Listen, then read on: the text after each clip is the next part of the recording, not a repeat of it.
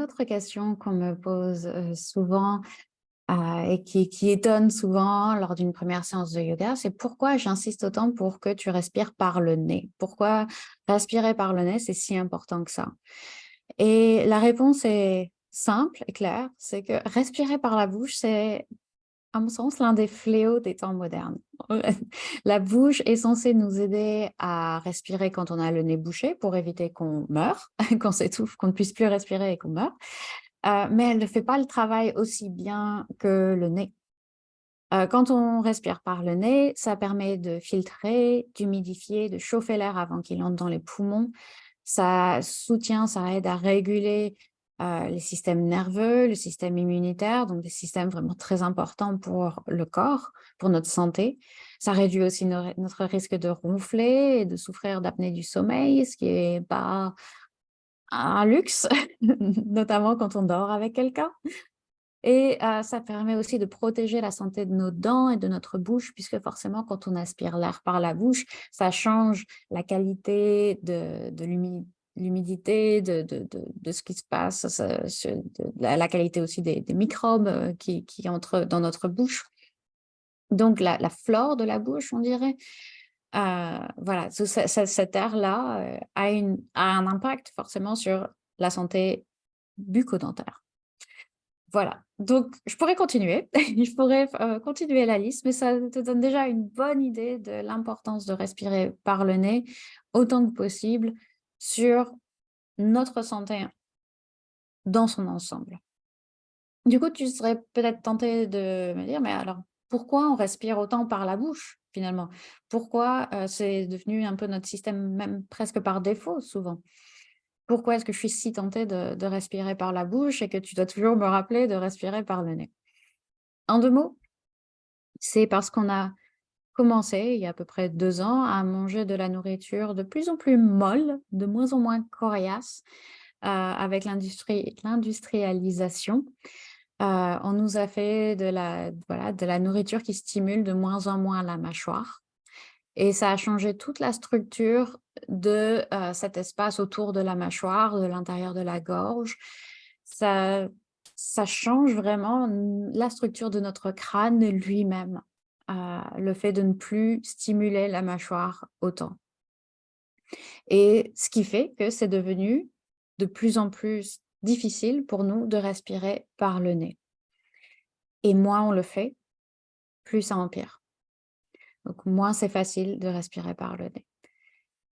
Ce qui fait que, heu, respirer par le nez, quand on le peut, dans notre séance de yoga, c'est un aspect vraiment fondamental de toute la démarche qu'on a d'améliorer notre santé. On entraîne le corps quand on est sur notre tapis de yoga à respirer de façon plus efficace et ainsi, c'est toute notre santé qui s'améliore par ce fait-là.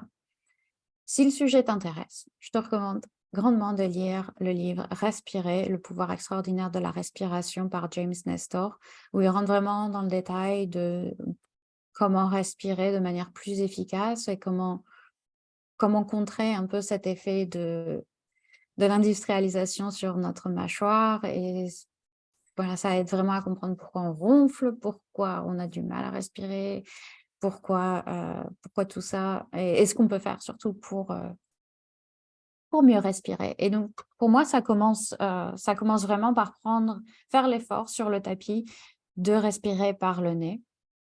Ne serait-ce que pour cet effet sur le système nerveux, en fait, le fait bah, si tu y penses, quand est-ce qu'on respire par la bouche? C'est souvent quand on est en panique, quand on fait un effort, voilà, quand on court, ça devient de plus en plus difficile de respirer par le nez, par exemple, parce qu'on a besoin de plus d'air et que le nez ne peut pas aspirer autant d'air, que la bouche, à cause de justement tout ce que j'ai expliqué. Et donc c'est quand notre système nerveux est un peu en état d'alerte qu'on respire plus par la bouche. Donc le fait de s'entraîner à respirer par le nez, ça permet de signaler aussi au corps qu'on est calme, que tout va bien et qu'on peut se détendre, qu'on peut se relaxer. Cela dit, pas de panique.